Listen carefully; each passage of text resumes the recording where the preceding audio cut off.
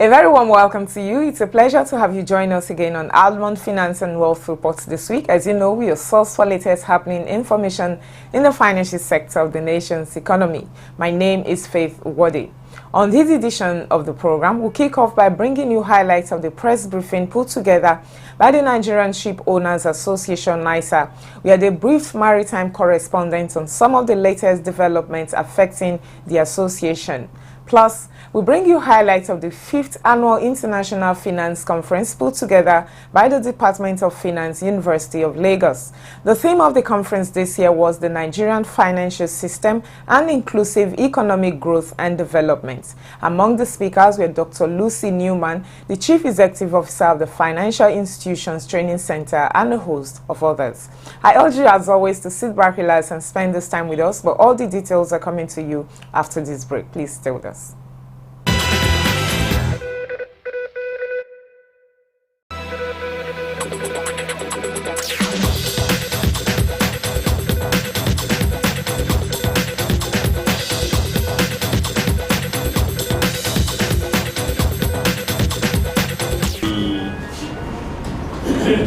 Chairman of the Nigerian Ship Owners Association of Nigeria. We all know him, Chief Dr. Isaac Morakinyo Jalapamo. Can we please welcome him with a round of applause? With other distinguished Nigerian ship owners, which I'm sure they all will be properly introduced later on. Before the Chairman tells us why they are here, let me first, on behalf of Maran, thank you very much, sir, for the support you have always given to Maran.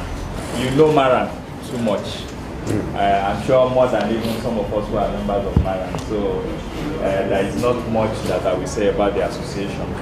I remember right from when we were inside the port, where our secretariat was inside the Papa port, Chief had been one of those dignitaries that regularly find time to come, to talk to members of the association. We are very grateful for that, sir. But just to let you know, Maran has actually kept growing also. We have kept growing. Right now, we are over 50 in number, members of Maran.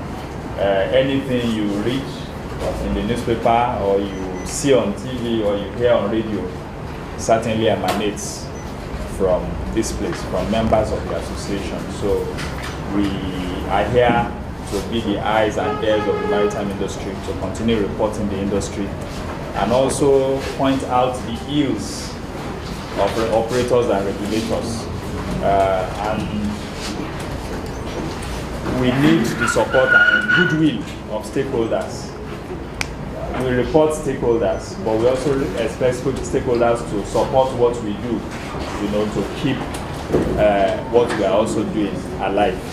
So with that, I want to once again welcome you and would like to hear from you. The Nigerian Ship Owners Association, NISA, we like to address the issues arising from the recent announcement by the Honorable Minister for Petroleum Resources regarding the granting of crude oil lifting rights 2014-2015 term contracts to Nigerian oil traders. We in ISAN applaud the President, His Excellency Dr. Goodluck Ebele Jonathan, the Honorable Minister for Petroleum Resources, and indeed the federal government's decision to grant lifting rights to Nigerian oil traders for the 2014 to 2015 crude oil term allocation commencing from 1st of June 2014.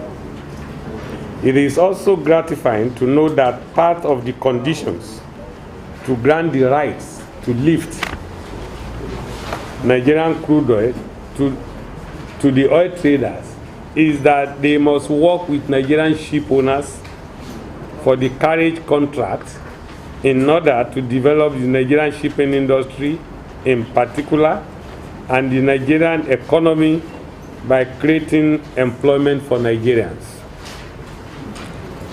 This is in line with the provisions of the Nigerian Oil and Gas Industry Content Development Act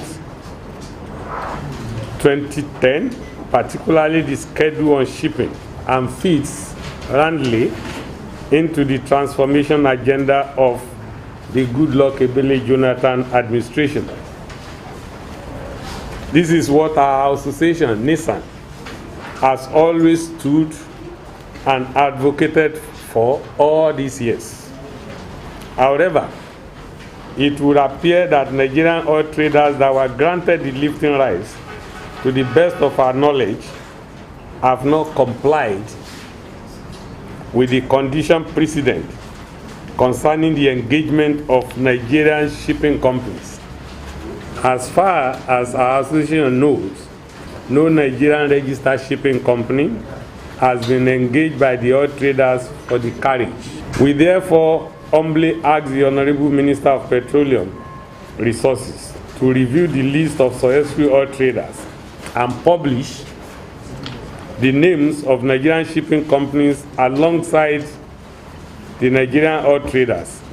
This is the least requirement if the government wants to demonstrate transparency and openness. That way, it will be open to all to verify the existence of the shipping companies and to confirm that they are registered with NIMASA and Directorate of Petroleum Resources. In a nutshell, this statement is saying that as regards the carriage of Nigerian crude oil, the minister's statement is misleading. We all know that Nigeria have since discovery of oil been selling its oil on FOB. And what the association has been clamoring for over the years is the carriage of that product that is produced here. We are not saying the government has not done a good job. They have done a good job. But unfortunately, the condition precedent did not attach importance to the carriage of that crude. In the past administrations, we have had middlemen in crude oil lifting. We've had big guns who interface with the major traders. And now that the government is bringing in traders, traders that we can see, who can either go and market or sell the paper, we need to know how we are going to be carrying the oil. Of course, one of their conditions is that they should have a Nigerian shipping company to carry. But the government has not looked critically whether that condition has been met or not before these lifting rights were given. This is the position of NISA. God bless Nigeria. The petroleum industry bill is still pending. There's the local content specifically spell out what could be done in this regard. Right now, there's one or two landmark cases challenging local content infringement in the oil and gas industry. To what extent has this association gone out to challenge this infringement? The local content is 4 years old now, and we are saying that it is well spelled out there. So tell us how the essence of which you have done to challenge this infringement in court. First and foremost, see, analyze the difference between lifting and carriage. The people that have been announced are people that have been given right to market Nigerian oil. They have, from my calculation, they have like 7 liftings a year each. of maybe 1 million barrels. That one is quite different from the carriage, completely different from the carriage. Like I explained at the beginning, that has been going on in different government. What this one has done is to say we now know who they have appointed. In the past, you don't know.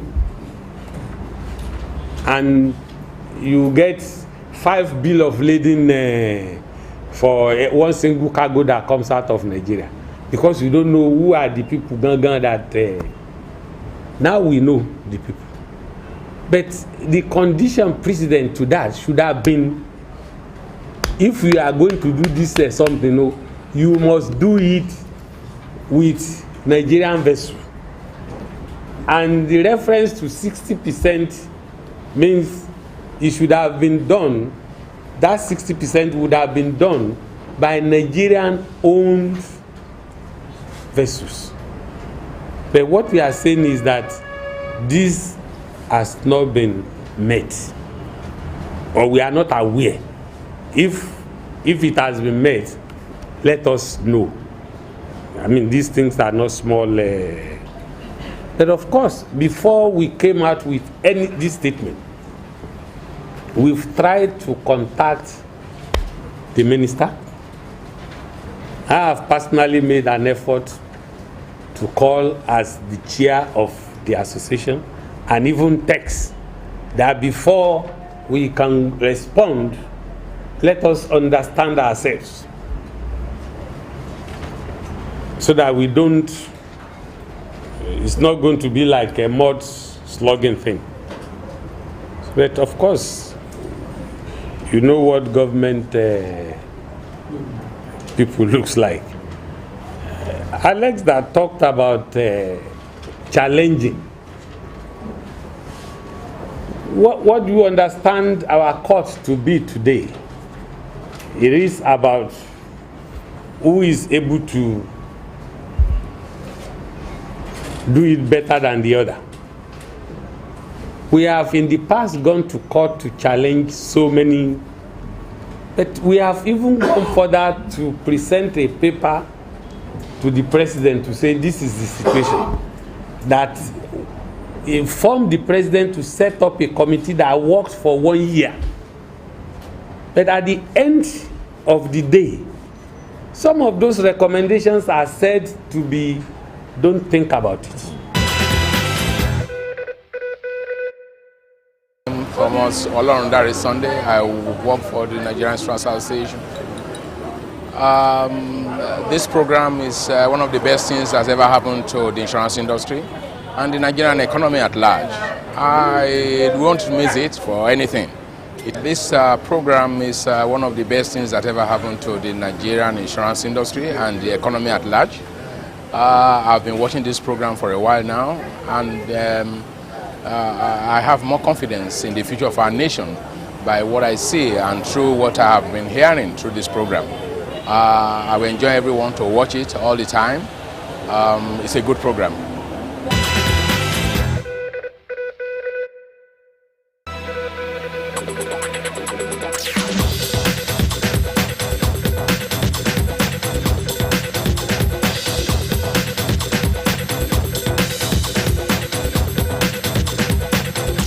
The goal of an inclusive economy is to prevent social exclusion. It means creating more sustainable and inclusive societies that aim at carrying along all the members of a society in the growth process instead of distributing wealth among them after periods of steep growth. The Department of Banking and Finance, University of Lagos, recently put together its 5th annual finance conference. The theme was Nigerian Financial System and Inclusive Economic Growth and Development. Declaring the conference open, the Deputy Vice Chancellor of the University of Lagos, Professor Babajide Alo, said that the beauty of modern economy is the separation of those who save and those who don't. A major challenge facing any modern economy is the attainment and sustenance of steady economic growth and development, which should enhance the well-being of its citizens. For the attainment of such objective, a modern economy tries to mobilize and harness all available resources of the diverse economic units who are willing to part with them either in the short term or long-term basis in exchange for the economic benefits. This exchange mechanism has metamorphosed over time from the historical barter economy to the modern money economy. The use of money as a medium of exchange has enabled economic giants to specialize in the production of goods and services, and sometimes producing in excess of their current needs and exchanging such surpluses for money which can be either saved or used, albeit invested, to acquire other goods and services. The significance of an inclusive economy is in the value of indigenous participation and sectorial linkages. It is a major channel through which the benefits of growth could be transmitted to improve the well-being of the citizens. Delivering the first paper entitled "The Role of Deposit Insurance in Promoting Financial Inclusion in Nigeria," Mr. Kingsley Uwagwe, who stood in for the Managing Director, NDIC, said that less than 2% of low-income households have access to financial services in Nigeria. Economic inclusion describes the process of overcoming the barriers that prevent a segment of the populace from participating in the economic activities that could contribute to the growth and development of the country in which they reside. It is a broad concept and should be addressed through various fiscal measures. One of the ways in which financial systems can support economic inclusion is through financial inclusion. Financial inclusion may be defined as the process of ensuring access to financial services and timely and adequate credit where needed by vulnerable groups at affordable costs. It is important that these services is provided as convenient and at an affordable cost. In developed countries, the formal financial setup comprising mainly the banking system serves most of the population, while in developing countries, a large segment of the society, mainly the low-income group, has little access to financial services, either formal or semi-formal. The consequence of that is that many economically active people have to necessarily depend whether on their own savings or informal sources of finance, which are generally at high cost. Most of the population in developed countries, the data has it that 99% in Denmark, 96% in Germany, 91% in the US, 96% in finance. They have bank accounts. Access to finance is critical to the achievement of an all-inclusive economy. The financial system generates wealth in the economy. Experts believe that there is a strong link between economic development and the state of an economy's financial system. Speaking on the role of leadership in driving ethical values in the financial service sector, opportunities for financial inclusion, implications and way forward, Dr. Lucy Newman, Director General, Financial Institutions Training Center, stated that financial institutions must always remember that it is a business of trust. The business of finance is an issue of trust. If somebody comes to you and you know that the guy has stolen money before, and the person says he's running an esusu, will you give him money? Huh? Exactly. So if I have a feeling that my money is not safe and I cannot trust the people that are asking me, definitely I'm either going to under-declare that I don't have, or I might not tell them that I have. So for us, the trust issue is very important. And that is why financial institutions now are looking at the sustainability index of their performance. Before it was more about profit and about returns. to, all the ratios that we studied in finance, ROE, return on equity, and blah, blah, blah. But now, in addition to things like liquidity ratio, return on equity, capitalization, and all those kind of things, and gearing ratios, they are looking at branding loyalty, they are looking at brand integrity, and there's also employee satisfaction, organizational culture, and regulatory compliance as key indexes of performance. So the need for strong ethics and leadership responsibility is very important in fostering financial inclusion.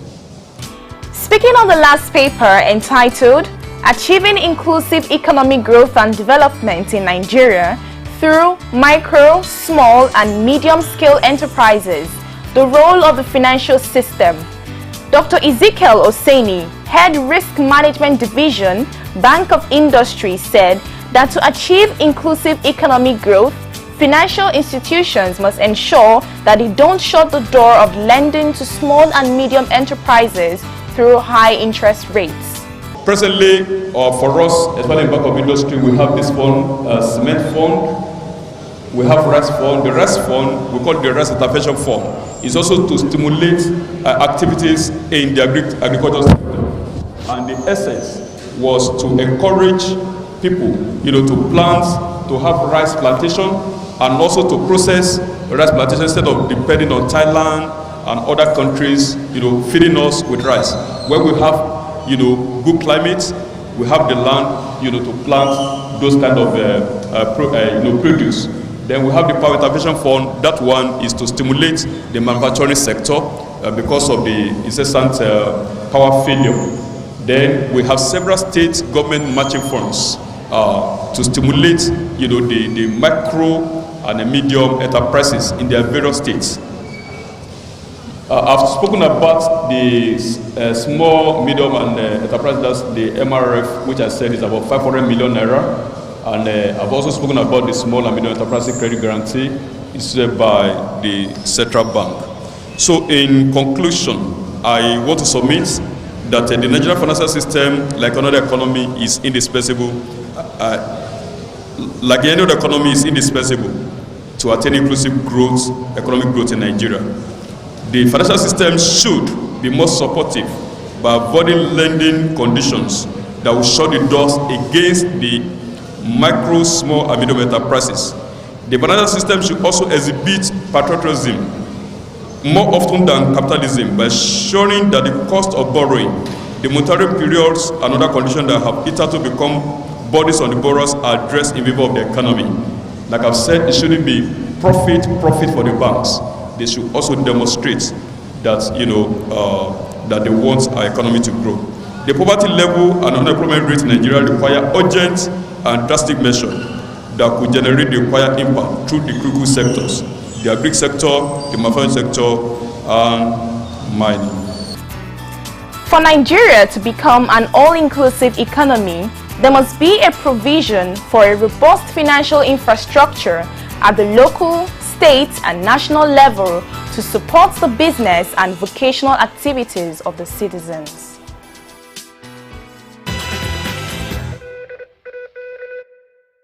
All right, that's the time on this edition of the program. I thank you so much for being a part of it. Like I always say here, for comments, questions, observations, do feel free to get in touch with us on 017763981 or 08033357879, or better still, send us an email, almond4xx@yahoo.com or almondproduction@gmail.com. You can also visit us on our website, www.almondreports.com.